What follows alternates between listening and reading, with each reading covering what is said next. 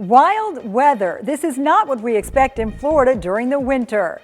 Heavy winds, pounding rains, and twisters touching down all around us. Snowbirds and tourists alike may not be prepared for a season of storms. There's always a chance of severe weather. The problem is you just don't know where it's going to be. And going wild, pythons, panthers, and bears, oh my, they're moving in next door it seems. A closer look at the wildlife encroaching on our daily life. Plus, we're talking turtles. An art exhibit decorating Naples has people enjoying sea life. We'll hear from one of the artists who brought their sculpture to life.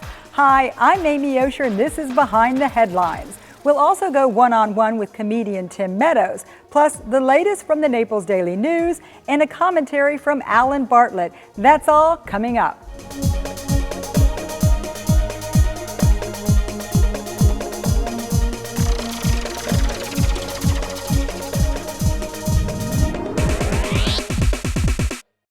Welcome back to Behind the Headlines. Who hasn't noticed the unseasonable weather? Summer-style storms showing up in winter. Instead of watching for hurricanes, people are under tornado watches. Our winters are known for being mild and dry. Forecasters predict a strong El Niño winter pattern will continue to shake things up. We're going in depth on what you need to know if you're not used to a season of storms. The El Niño phenomenon is unusual because it's never on a schedule. El Niño is a warm water phenomenon in the Pacific Ocean. It heats the water sometimes up 3 degrees over normal, and it turns the winds in reverse of what we're used to. And when you get that warm, moist air coming up from the south across the Gulf, and then the cold, dry air coming from the north, you introduce the jet stream out of the southwest, and you've got a tremendous opportunity to have vorticity or rotation.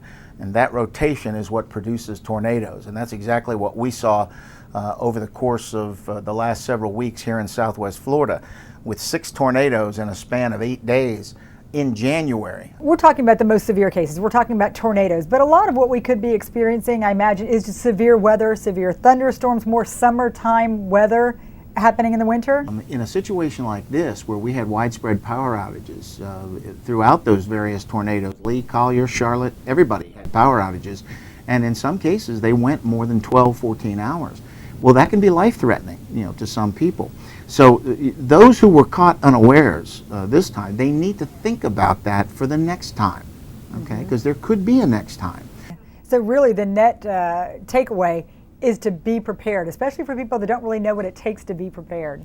I'm really concerned about the fact that in conjunction with record-breaking tourist season, particularly this year, which is going to bring people here that have never been here.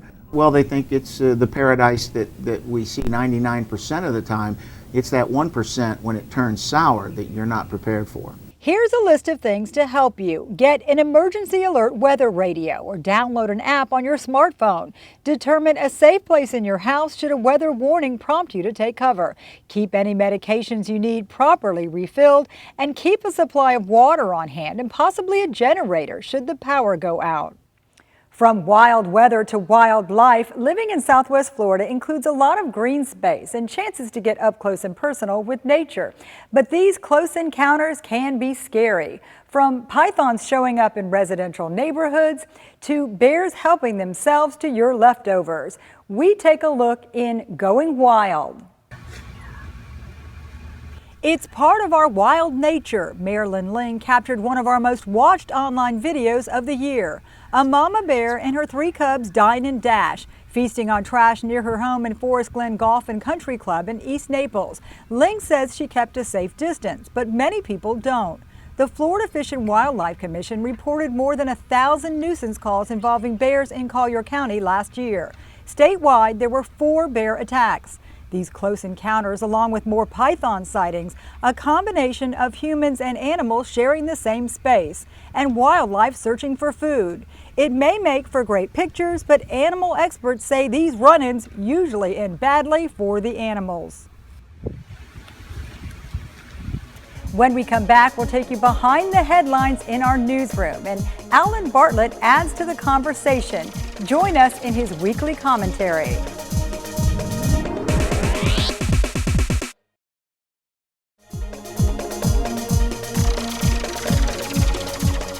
Each week, we like to give you a peek into our newsroom, looking at what the Naples Daily News is working on and why it matters to you. We call it the Editor's Corner. I'm in the newsroom with executive editor Manny Garcia. And Manny, despite the temperatures outside, the season is really heating up in terms of residents coming down and a lot of the giving that they do each year. Well, we see it. This is the time of year where actually our circulation doubles, which is an incredible production. It's the miracle, the daily miracle in print, as well as what we drive on the website. So we see that all the snowbirds are here.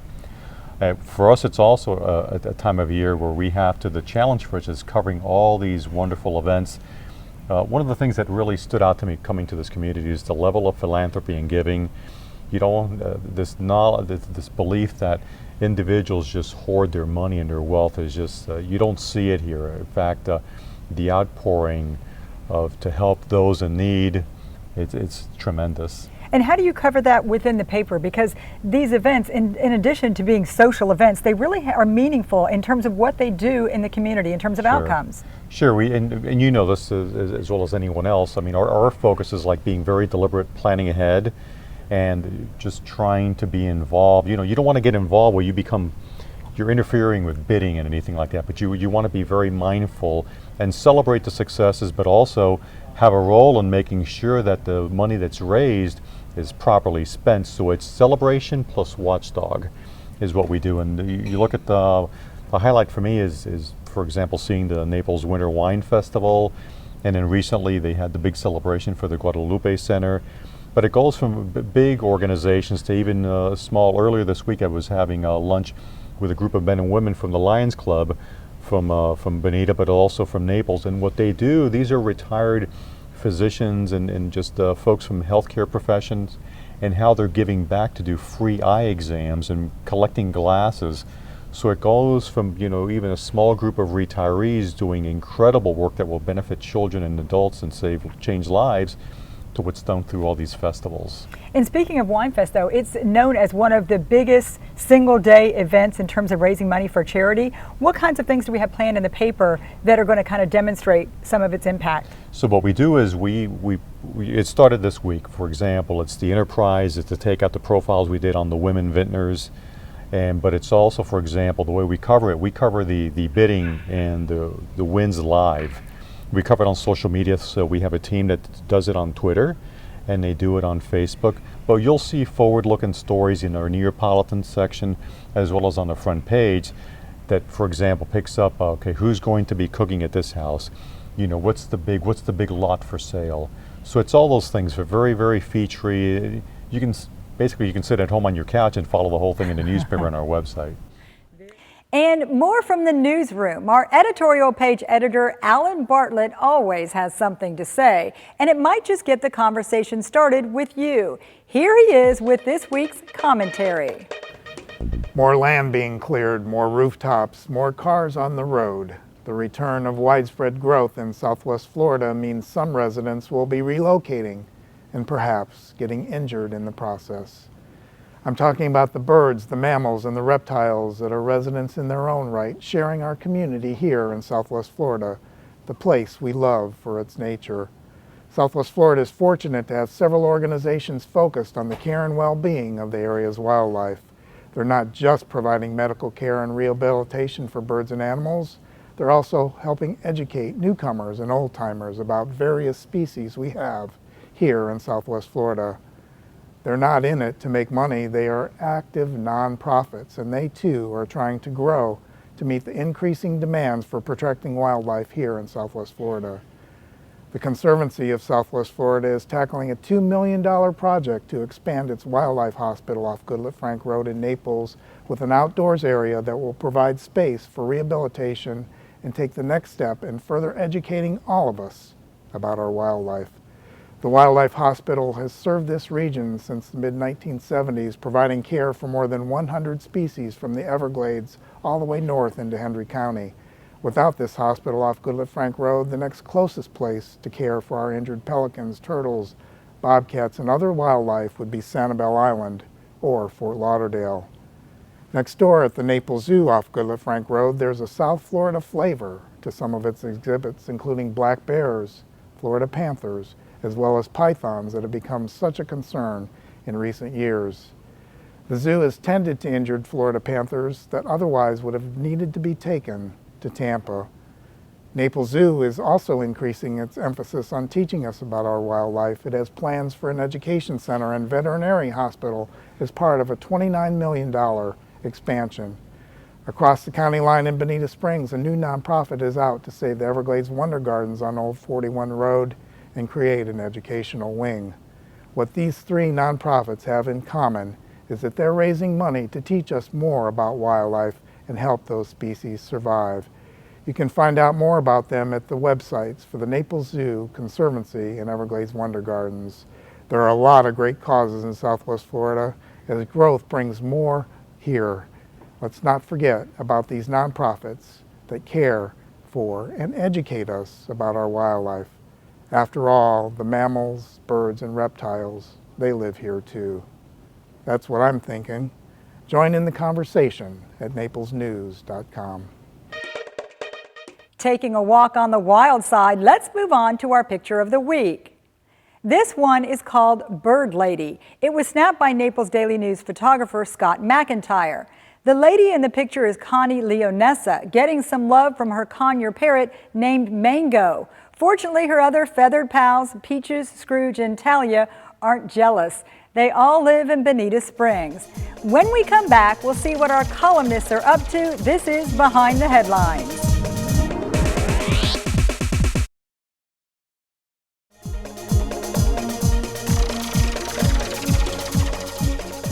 Welcome back to Behind the Headlines. You probably said it yourself, all roads lead to Florida. We attract some of the brightest and best artists and entertainers, including comedians. Some are rising stars, others are already well known. Take Tim Meadows. Once a fixture on TV, he's taking his show on the road. Dave Osborne is our In the 239 editor. He goes one-on-one about fame and being funny.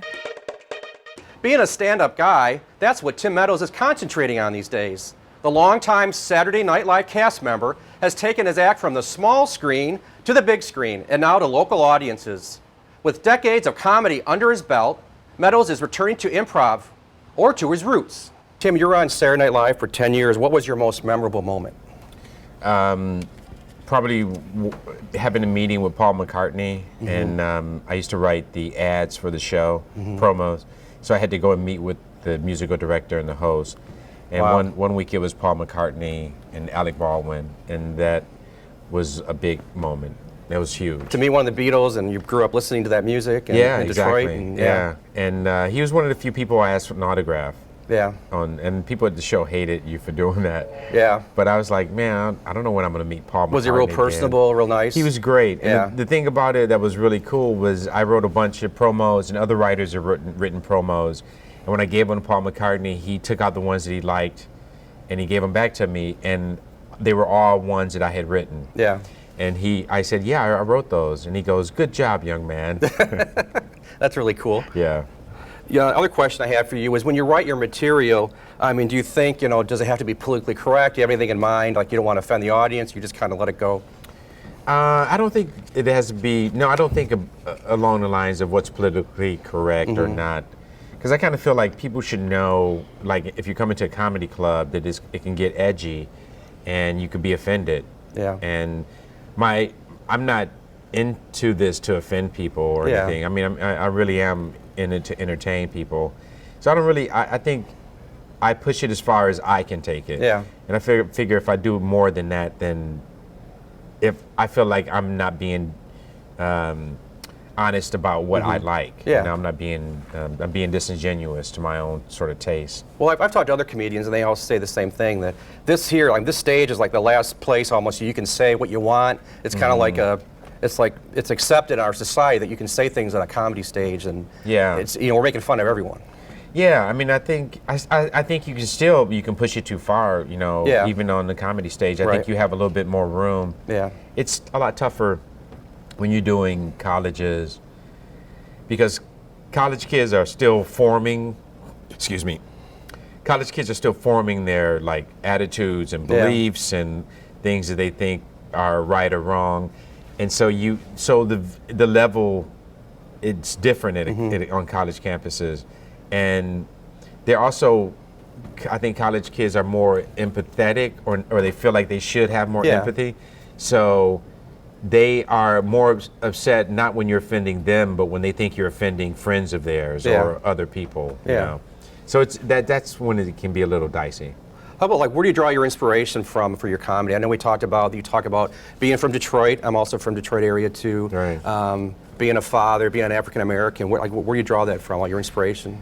I mean, most of it comes from, like, just, you know, luckily enough, like, you just get hit with an idea, and be it, you know, a muse or I don't know what it is, but all I know is I know it when I see it. Yeah. Like, if I have an idea that I think is funny or interesting, like if I do an open mic night in Chicago, sometimes I just ask the audience, has anybody ever talked about this before? Or how does this sound? And like one time I had been working on a bit, I haven't done it in my act, but I had an idea about, because I was tired of seeing so many award ceremonies and people were getting awards and stuff.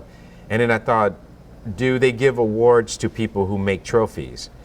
And what would it be like to have a trophy award show? Like, how would that go? And I didn't have a bit, or I still haven't worked it out, but when I mentioned it to the audience in Chicago, I could see their faces light up. And I was like, oh, okay, here's something that they haven't heard before.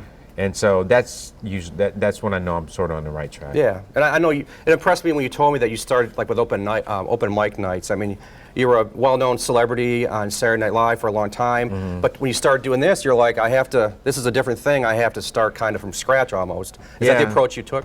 Yeah, it is. And I mean, that's the thing that's interesting about stand-up, is that no matter how big you are, if you're writing new material, you got to start all over again. And the only thing you have really working for you is your experience. But you have to get back on stage and sort of just start all over again with new ideas. Taking a dive into the arts, you still have time to see them. 50 fancy sea turtle sculptures on display around Naples, part of the Turtles on the Town project. It runs through February. In March, all of the one-of-a-kind pieces go on the auction block to benefit local charities. Bringing her Artitude feature to Behind the Headlines, Naples Daily News columnist Harriet Heithouse catches up with a self-described bean counter who is also a shell collector.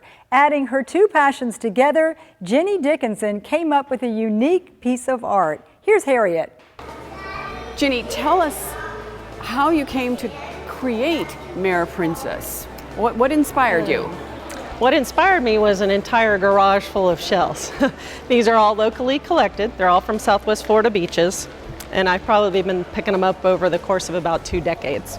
Wow. So I had quite a collection, and it was almost becoming burdensome. It was time to do something purposeful with them. So there is a matching companion piece to her, the Mer Queen, which I made 2 years ago, and obviously I had some loot left over. So you have the Mer Princess today. How long did it take you to come up with what you wanted on the Mare Princess's head? Oh, I knew right away. I knew right away as soon as I got selected. I knew that she was going to be in the smaller white surf clams, because that's what I had the most of, is all these white ones. I knew that I wanted to make her very similar to my Mer Queen, so I knew that I wanted her to have a crown, and this is her jewelry. She also has a medallion underneath that matches. I knew that her eyes were going to be like this because, again, I wanted her to be like the Mer Queen. All right. And just about how long did it take you to assemble the Mer Queen, or the Mer Princess? I probably have 200 hours in making her, and I probably have 2 decades in collecting the shells. Tell us a little bit about her face. Okay, her face is really great. First of all, she does have this very fancy crown that matches the Mer Queen's crown. These are stone crab claws. You won't find these on the beach. You actually have to take those off your plate when you're done eating. But everything else is picked up off of the beach. That would be fun too. It was fun. These are pin shells that have been broken to create the top of the crown, jingle shells. Her eyes are just like the Mer Queen's in that I use a shark's eye for the actual eye and then shark's teeth to outline it. She actually has little purple coquina eyeshadow on. She's got a little barnacle nose, barnacle to breathe through. She's got a slipper shell for a nose, and then if you'll notice, she has an absolutely beautiful smile, using mostly coquinas, and then she actually has a little tongue and teeth back in there. So, Now that you've done the Mer Queen and the Mer Princess, how many shells do you have left at home? there's still more. There's still more. Yes. Will we have a Mer Baby? There could be a Mer Baby. Who knows what'll come next? Can't do something like this all the time, but maybe every 2 years there could be something really special that'll come out. And it's a pleasure to share them. It really is.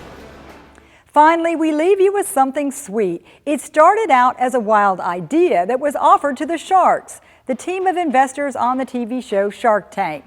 Made to order ice cream frozen in front of your eyes. Our In the Know columnist Tim Meadows serves it up.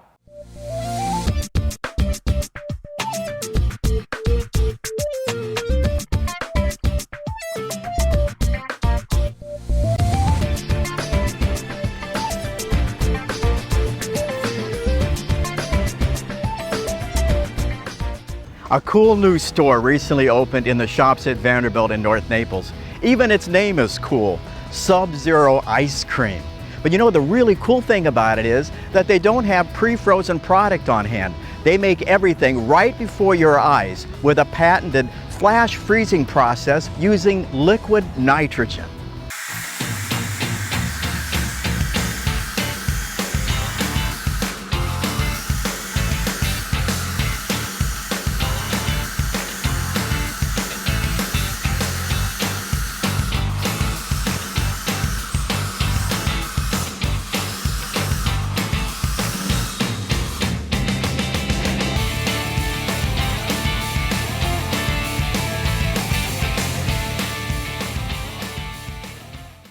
So tell me about this new product then. I guess this tank is just impressive alone with nitrogen.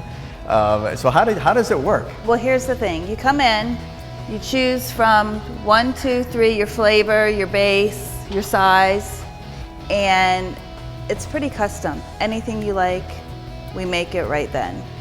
All from this sweet thing. So that's amazing. And then I understand too, not only that, but you can decide, you can dial in exactly how you want it, whether it's soft serve or hard ice cream, or is that Yes, right? because when the nitrogen shoots down the line, we ask the customer, how would you like it? Soft, medium, hard.